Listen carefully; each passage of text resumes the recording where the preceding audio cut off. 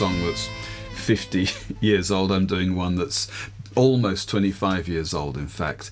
It's a very simple song. It feels like it's more sophisticated than it really is. There's quite a lot of texture going on.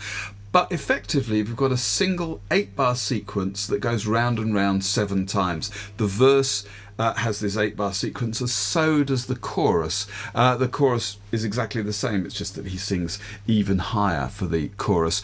There is also separately a 4-bar intro and a little kind of 8-bar outro thing. They are different from each other and both different from the verse. But let's start just by sketching out this 8-bar sequence. We have E for a bar.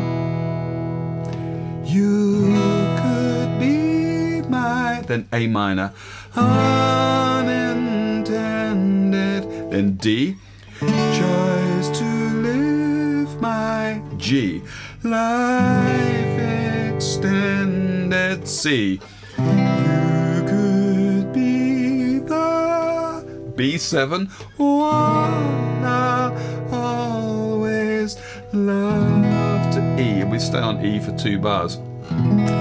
If you know your circle of fifths, you'll know that E goes to A, to D, to G, to C.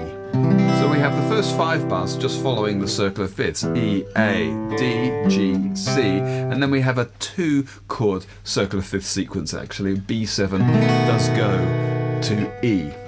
So all together, you could be my unintended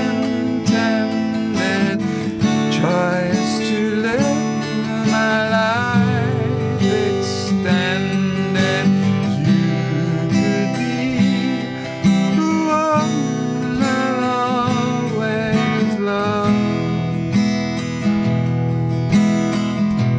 Bars of E to finish. As I say, all the verses and choruses follow this exact sequence except for verse 4. There's a little surprise. In the final bar we get 2 beats of G and then 2 beats of B7. In fact, that G is kind of an E minor with a G in the bass, so you could play that. That works pretty well. It's an E minor with a G in the bass. I'm just playing my E minor, second and third fingers, and I'm bringing my little finger down onto the 3rd fret of the bottom string for that. I'll probably play that, and then B7 for 2. So just watch out for that if you want to play exactly like the original. So with that, and it's exactly the same lyrics as the first verse, so, you know. You could be my unintended choice to live my life extended. You could be the one I'll always love.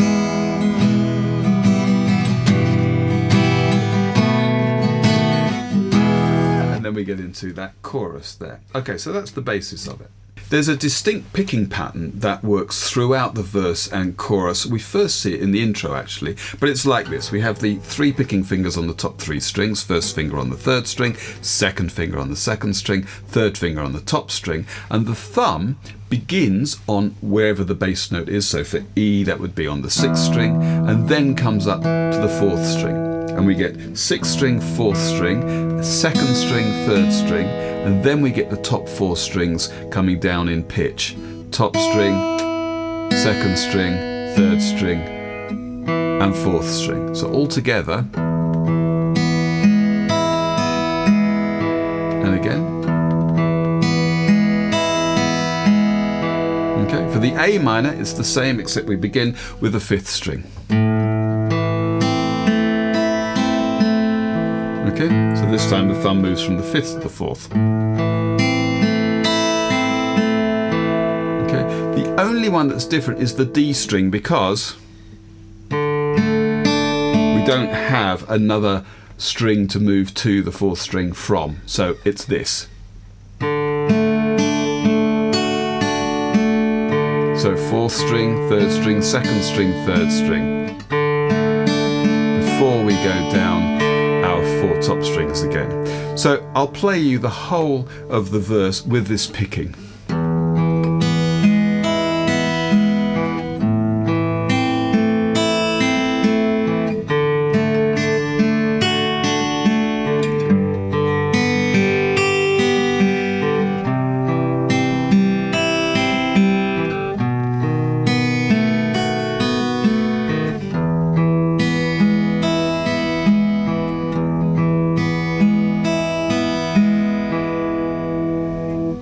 Okay, let's look at the intro. It's just 4 bars, 2 bars of E, 2 bars of B7.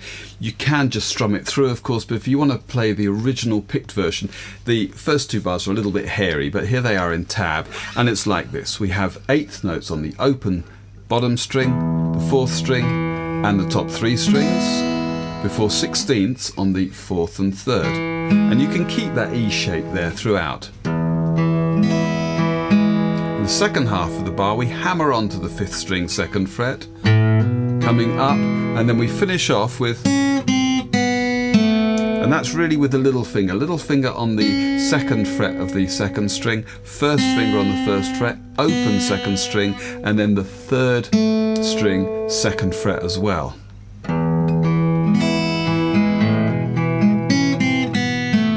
Okay, practice that, because that's tricky. I find that really tricky.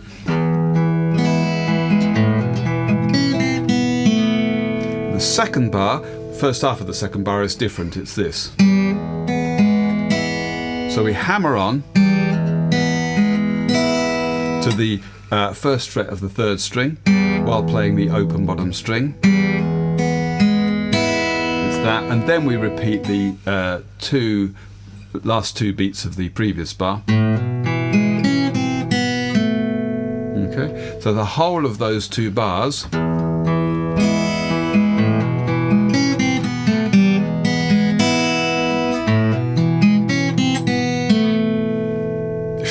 and then the other 2 bars are just B7 with the pattern we've already looked at.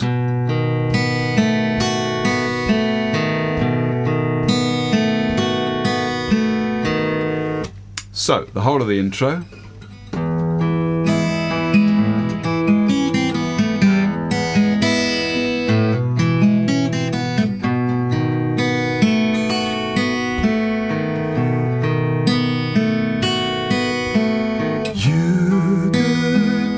Into the verse. And the outro is another picked section. Here it is in tab. It's based around an A minor to begin with. The picking pattern is slightly different and it changes. We get this. So as before, we end with the 4 top strings descending, but we get 5th string, 3rd string, 2nd string, back to the 3rd string. That's for the A minor. The following bar, we get a G in the bass, so the thumb moves down to the 6th string there. Then we have A minor over F sharp, and I'm going to use my thumb there. Now I'm going to switch to the 1st fret of the bottom string, and I'm going to put fingers on the 2nd fret of the 3rd and 4th strings. And you'll notice that the note after the 6th string is now on the 4th string, so the picking has changed slightly. That's perhaps the trickiest part of the song, I reckon, finding that shape. However, once you've got that, the good news is you can keep those 2 fingers there for the E sus4 shape that follows. The chord diagram shows you're fretting the 2nd fret of the 5th string, but since you're not picking that string, I'm going to leave that out, and it's this. 2 of those, and then a straight E shape to finish, and we end with an open bottom string. So the whole of the outro.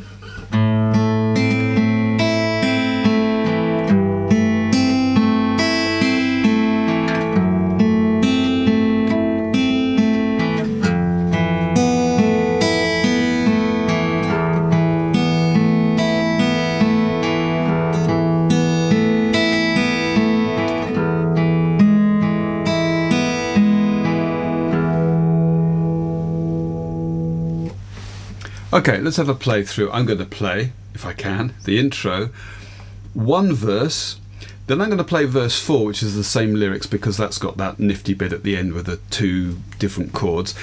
Then I'll play a chorus, which I'm not going to sing, and then I'll play the outro, and then we'll be done. 1, 2, 1, 2, 3, 4.